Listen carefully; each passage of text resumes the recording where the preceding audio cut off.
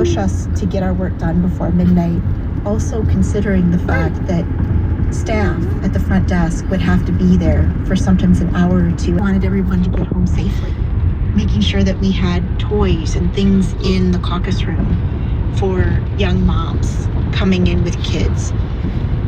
She was extremely thoughtful in that way.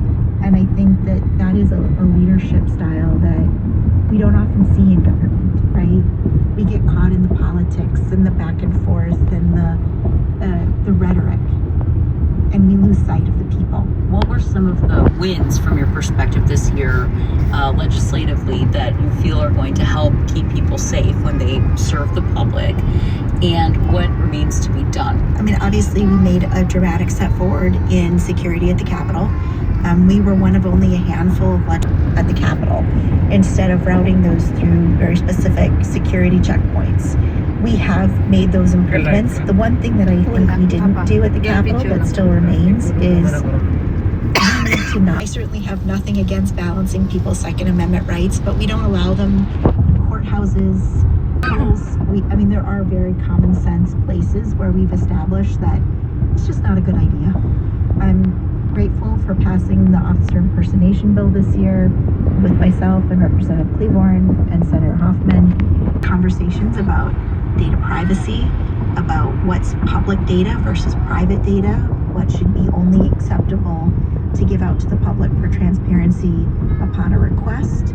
Those sort of data pieces in government really have never been.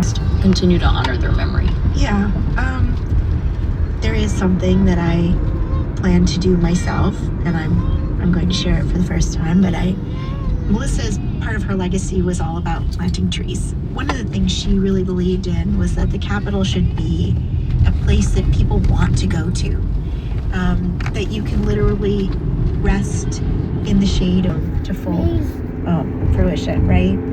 And to that end, we've planted a number of trees on the Capitol grounds. And last year, after all this happened, myself and Representative Cleaborn oversee some of the planting of those trees, and we helped plant one in particular. I've sort of come to feel that that is sort of Melissa's tree.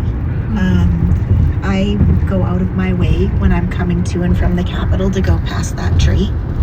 It's my way of grounding myself and reminding myself about Melissa, that her memory is there in those halls with us. So I am hopeful that I can get a green ribbon to put on that tree, just as a personal thing.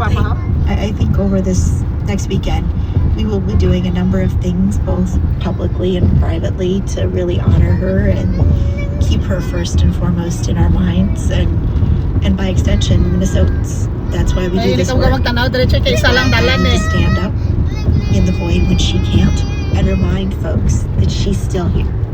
And I'll do that in the courtroom. I will do that on the House floor. I will do that in public. I will do that everywhere. But I think we just need to remember the dignity and humanity of every Minnesotan and honor that legacy.